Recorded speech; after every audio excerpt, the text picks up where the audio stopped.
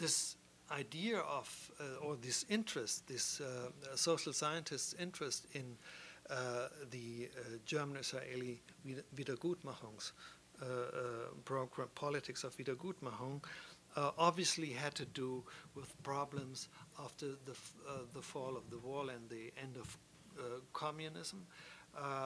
The question behind it is the question of how to overcome the problems of the past in post-dictatorial societies, be it in Eastern Europe, these former communist countries, or in South Africa, or in South America. Now, a lot of these transitional justice studies need to take a lot of normative assumptions. I mean, this is very characteristic for these considerations, that most of these people who are doing this are more interested in model building and theory building than in the peculiarities of the actual Wiedergutmachung. And there is always a certain tension between historians who are interested in the details and those social scientists who simply take the German Wiedergutmachung as the ideal model of how you can solve problems all over the world when you have these post-dictatorial situations. Yeah? So in a way, the German model of Wiedergutmachung has had an astonishing career after the end of the Cold War. And I'm always a little doubtful whether this is a good thing or a bad thing for the actual Wiedergutmachung, but obviously it's not in the authority of historians to keep the social scientists away from this research. And of course, there are interesting studies who are arguing now that one important factor of the idea of Wiedergutmachung as transitional justice is that there must be, in German, I think the word is even nicer, there must be a policy of Anerkennung, of recognition, of acknowledgement. There's even a social philosopher, Axel Honneth, who built a whole theory on Politik der Anerkennung. And this is one important factor. It's not only about money, it's about recognition of the former injustice. And that these processes of recognition are done collectively or in public discourse. And I have no doubt that this is an important element, but I also I'm quite clear that without serious and material, if you will, this is a materialist approach, without a material basis for Wiedergutmachung, these kinds of transitional justice won't work. So there has to be, at least I think, in cases of serious historic injustice, there has to be a Politik der Anerkennung, a policy of recognition, as well as the material element of Wiedergutmachung. Thank you much. Thank you so much for your attention.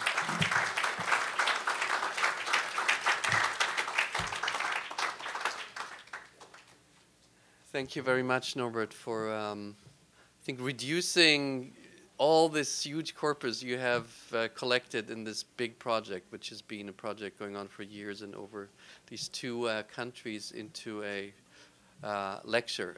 I know that is not an easy undertaking, and I just want to invite Richard Breitman for a very brief response, about 5 minutes.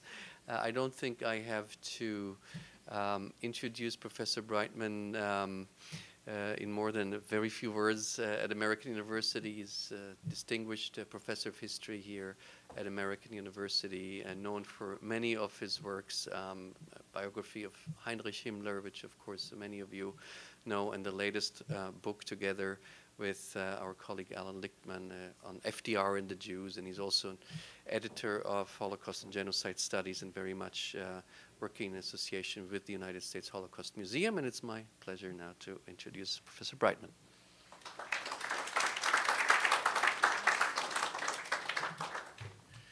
Thank you, Michael, and thank you all for coming. I'm not really an expert on post-World War II Germany, with possible exception of intelligence matters. And what I know about this topic, I know to scholars, because of scholars like Norbert Frey and Jeffrey Herf, friend and colleague at College Park.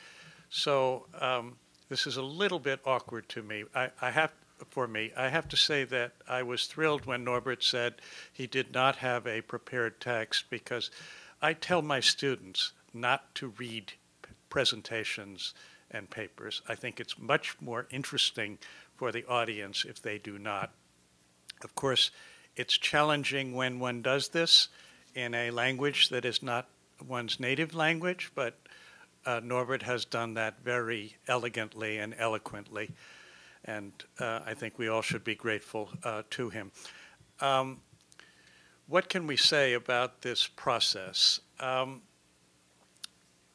When I was a graduate student, one of my very good professors said, you know, if you're going into history, you have to be prepared to deal with complexity. If you want life simple, you can be an economist or a political scientist or a sociologist. They create models to simplify the world, and they work with those models. If you're a historian, you have to deal with all of the messy details.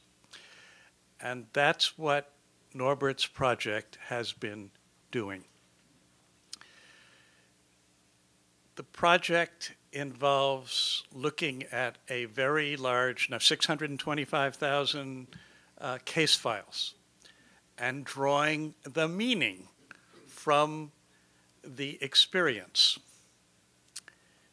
That experience involved, in part because of conscious choices from the start, that experience involved low-key interaction with bureaucracy in both West Germany and to some extent in Israel.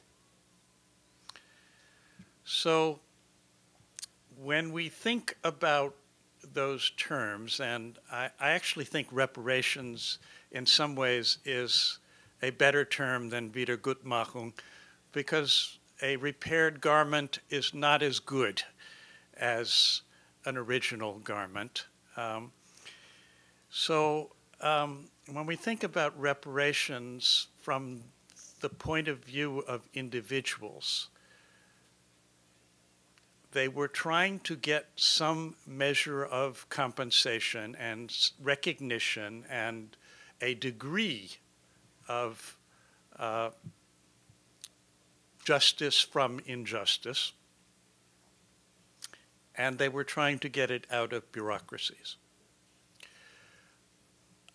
Perhaps some of you have had better experience with bureaucracies than I have, but that is often a very difficult experience.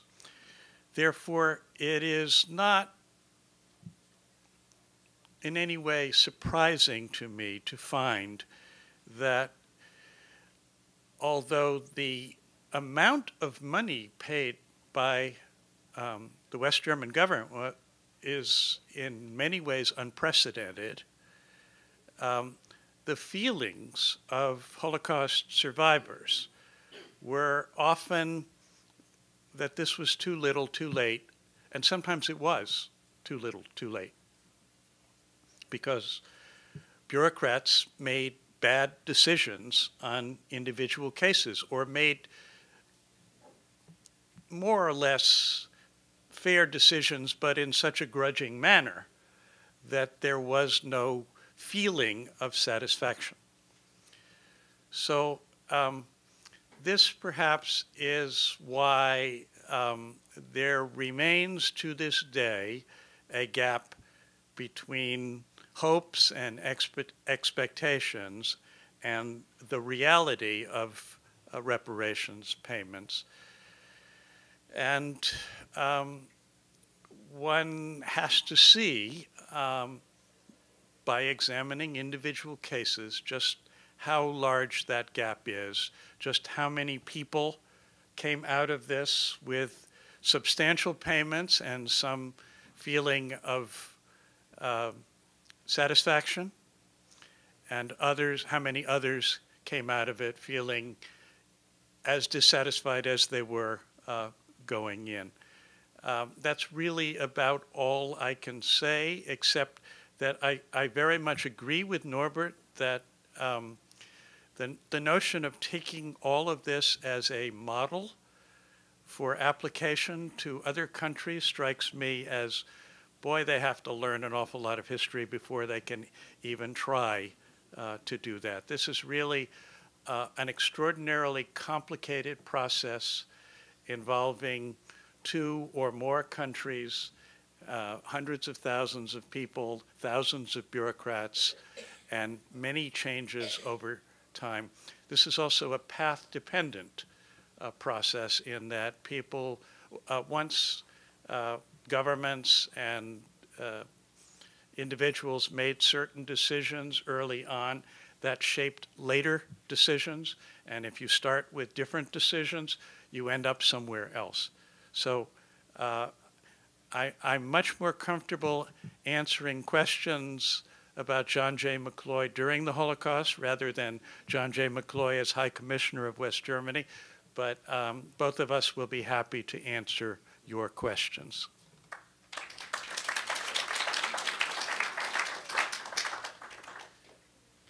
Okay, we have, of course, time for Q&A, and please.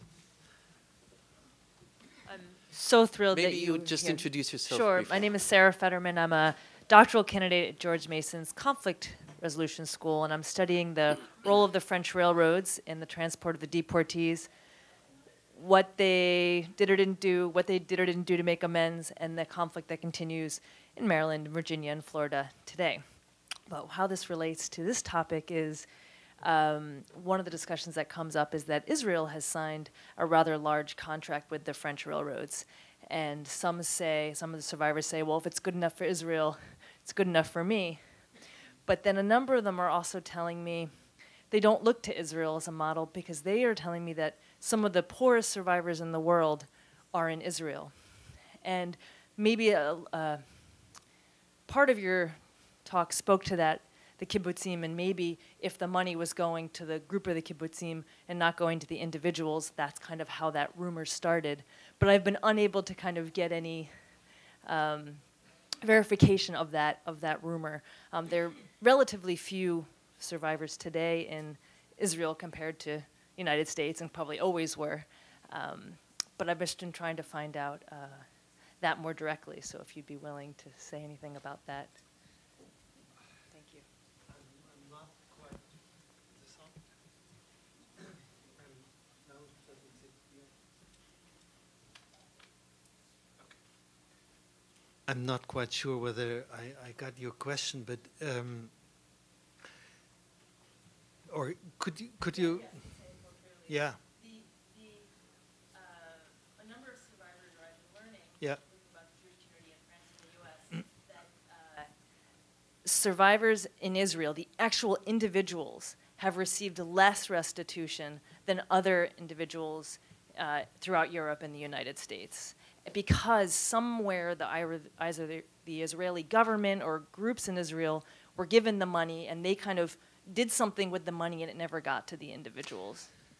Well, I mean, it depends where these survivors or victims were in 1937 or before 1937. That's the question. Only if they were within the borders of then Germany, then they were entitled to individual compensation. All the others were part of these treaties which West Germany, negotiated in the late 1950s, early 1960s, with France, with the Netherlands, with the so-called Western world, and no treaty at all was negotiated with East Germany. So if these survivors came from France, or they came from Poland and ended up in Israel, then they were not eligible for individual payments. But there was, of course, the claims conference and the money from the claims conference, and there were these later on extended lump sums given by the Germans for certain programs, as most lately the so-called forced laborers in the ghettos who now receive pensions, small pensions, or equivalents to pensions, one has to say, despite the fact that they were not eligible for indemnification according to the German law. So this is what I meant by learning process. I mean, and this is why I said, despite the fact that there was so much money given, on the one hand, it was given compared to the enormous group of victims only to a very distinct and not very large group of victims. Yes, please. Yes, Professor Fry, thank you so much. Professor Fry, thank you so much for the presentation. I learned certainly a lot.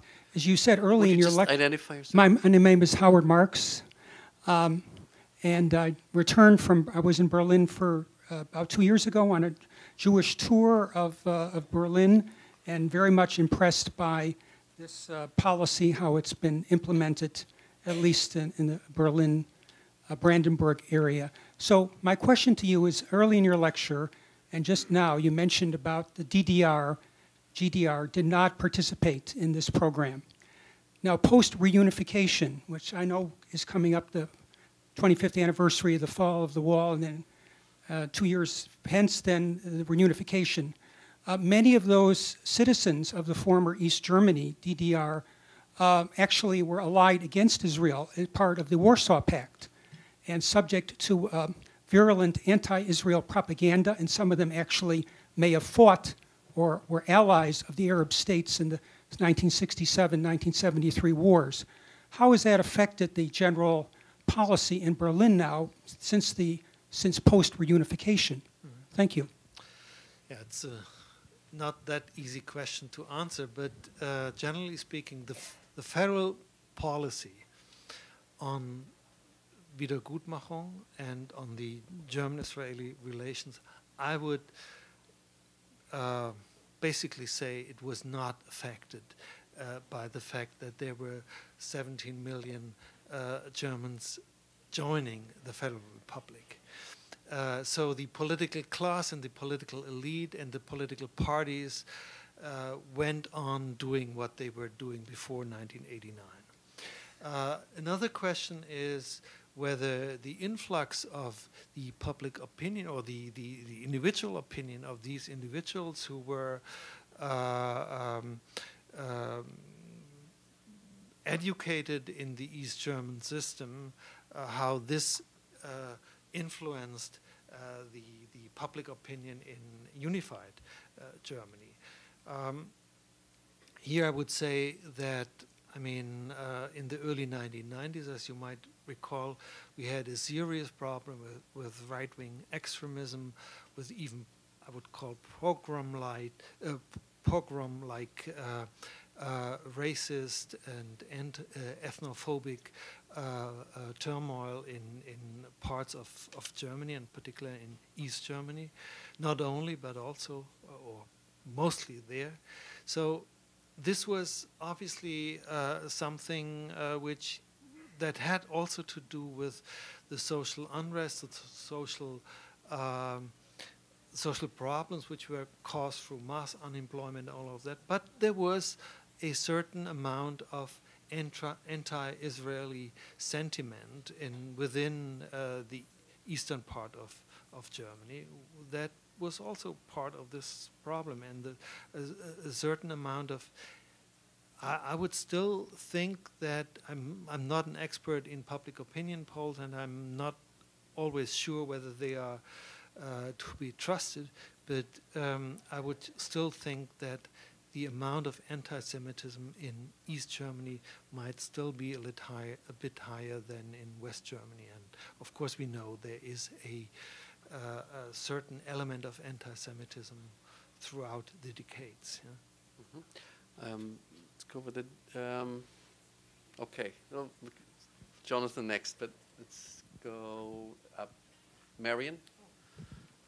Thank you for a very, very interesting talk. So I had a question about Bochum, and I'm really curious why this particular mayor came to you. And so this is the question, like, why? And then the question historians are not supposed to ask is, what if? Could you imagine what if you had gone to Bavaria, or you had gone to another Land, and had said, gee, I would like to see some of those claims. So can you talk about the specificity of Bochum a little bit, and then in the Ruhr versus other Länder? Yeah, it was actually not the mayor, but I mean, there was the initiative in the North Rhine-Westphalian parliament where the Greens were arguing, well, there is this big archive of individual files, there must be something done with that. And then, surprisingly, the main official of this Wiedergutmachungsamt, he was not against it. He was a young man. I mean, he inherited this office 5 years before we came or so, and he was. He had the feeling that there is something one should open it up, and that one should have this kind of critical investigation. We were prepared to do so, and to our big surprise, there were some normal clerks, bureaucrats who were working in this Wiedergutmachungsamt for 20, 25 years. And of course, we needed their help. If you stand in front of these massive documentation, how do you start? So we needed their help, and we needed that they trusted us. And as the real nice thing was, they trusted us, and we felt that these people then in their late 50s, probably the most experienced ones, that they felt a certain proud of what they did in the last 2 or 3 decades, and that they had become also expert historians, if you will. These are normal, educated bureaucrats, and some of them were just put into this part of the bureaucracy at a certain point in their life, and they ended up to become experts, and they ended up to be proud of some sort of relations they sometimes would create with victims, or the ears of victims, or of the grandchildren sometimes even of people whom they knew by the files from the 1950s or 60s. So this was probably the most interesting thing. And with regard to your question, could this only happen in North Rhine-Westphalia? Well, there was a political climate to be open with this material. We tried to do something similar 20 years earlier in Bavaria, when I was still at the Institute for Zeitgeschichte, Institute for Contemporary History in Munich. And there was actually a first initiative of doing a more concrete work with on the topic of Wiedergutmachung. And there we met much more reluctance at the Wiedergutmachungsämter. On the other hand, I used a bit of Wiedergutmachung sources already for my dissertation in the mid-1970s. So if you came with special and concrete questions, in that case related not to people but to institutions, that is the social democratic press, which was taken away from them, from the social democrats, And then you could already in the 1970s look at certain files. So it's a complicated situation, but generally speaking, by now there's significant openness by these people. They want to make sure that their subject becomes historicized. Jonathan Skolnick. Thanks. You introduced me.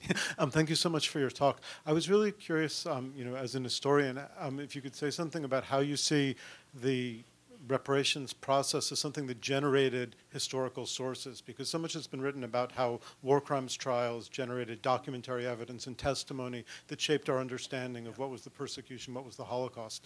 But for instance, on a family level, everything I know about what happened to my family, I know from their attempt to get an Entschädigung in the 1950s. So I'm curious, what kinds of historical narratives are being produced? How do you, as an historian, evaluate them?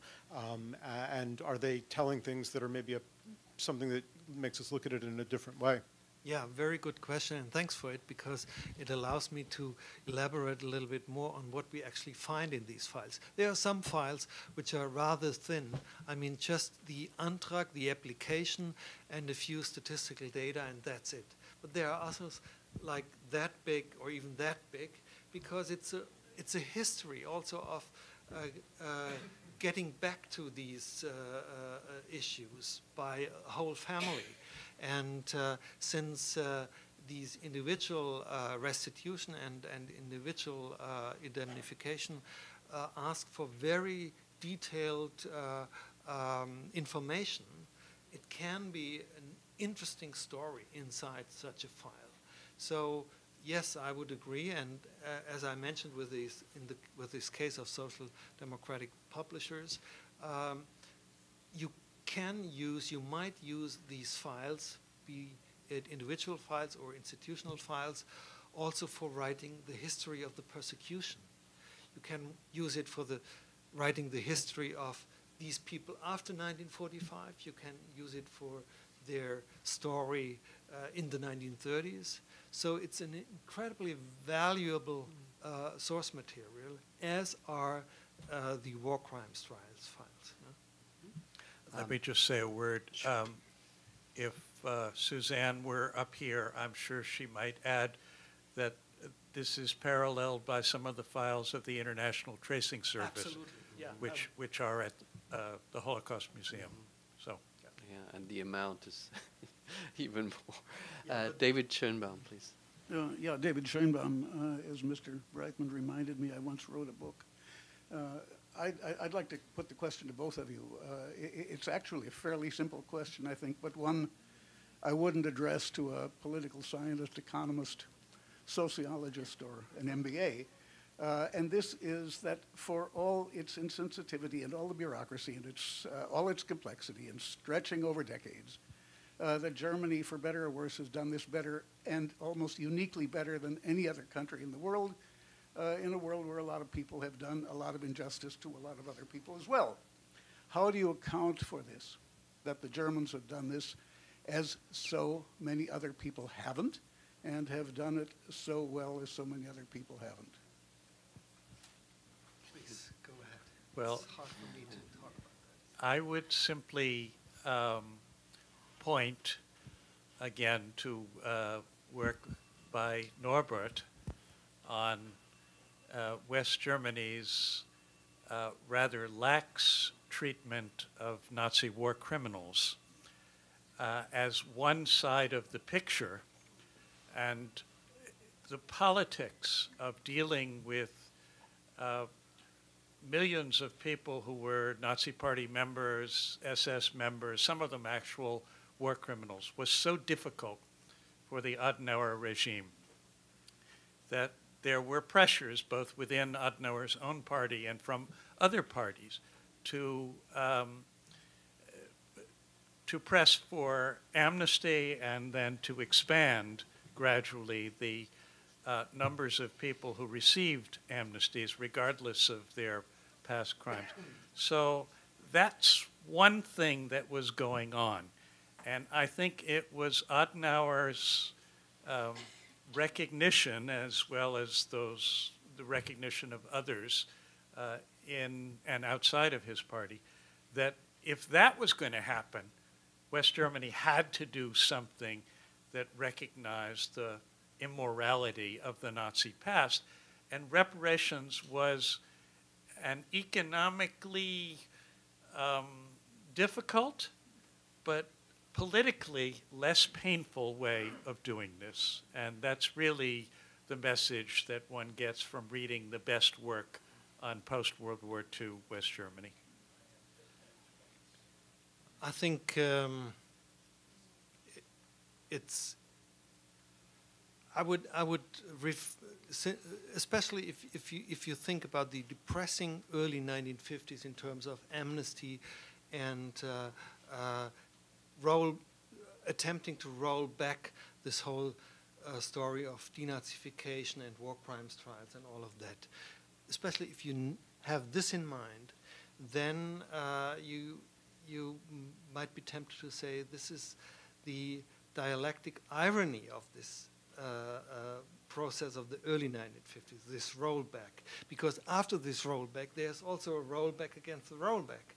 And as early as in the late 1950s, the reasonable part of post-war German society starts to say, no, we can't keep going on that way.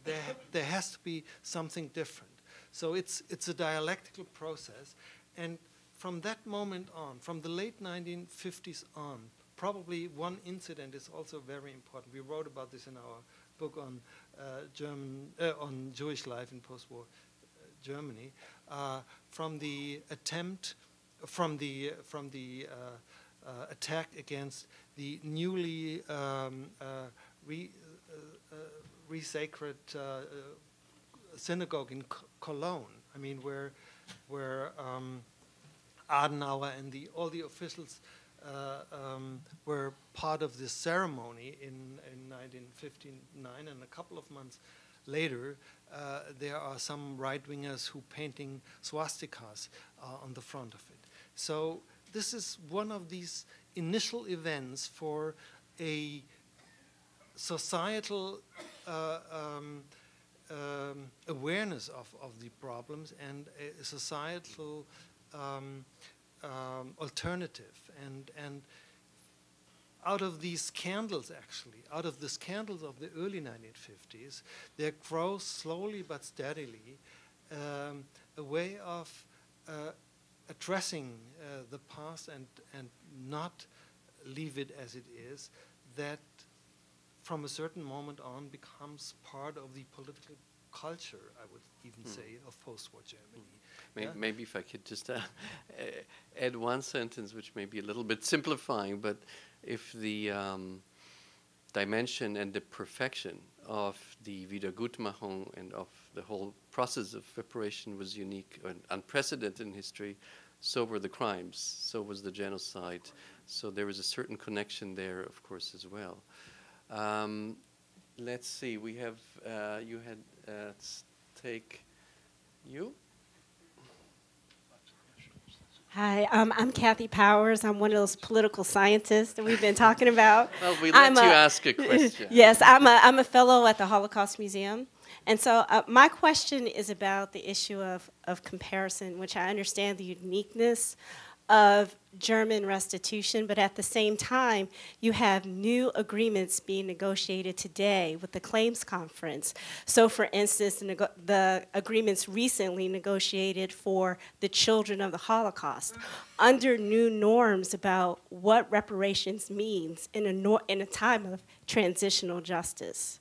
And so we can't separate Germany as something different during the Holocaust because reparations today are being negotiated under new norms. And so I was just wondering what you think about that. Thank you. Maybe we'll just combine it with one last question. Ariel, would you pass the phone? Micro? Hi, I'm Ariel Mond. I'm a senior here in the history department at AU. And my question kind of goes along with different forms of reparations.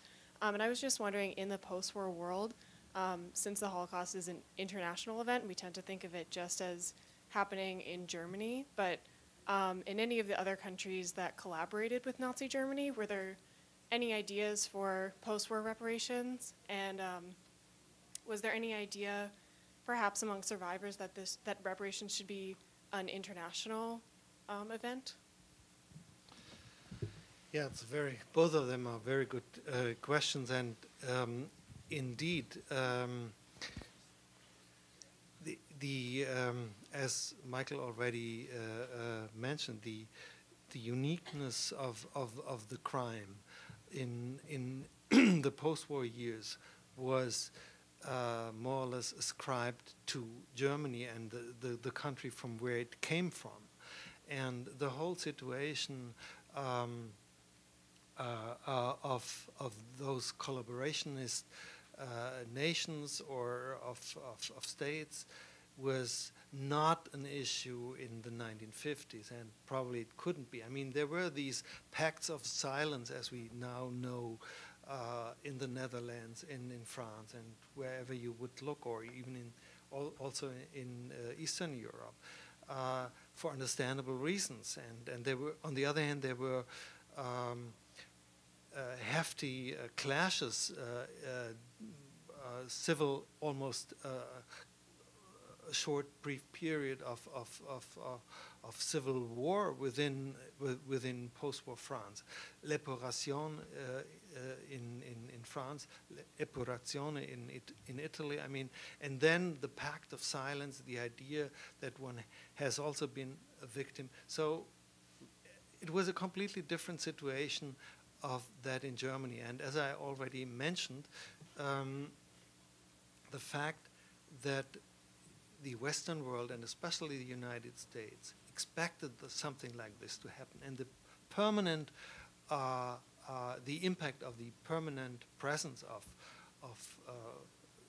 the United States in post-war Germany, not until the end of formal occupation, but far into the 1950s, 60s, and onwards, also is an important reason for the fact that this process came into being there and could not, in that way, come into being in other Western countries, because the situation was much more complicated.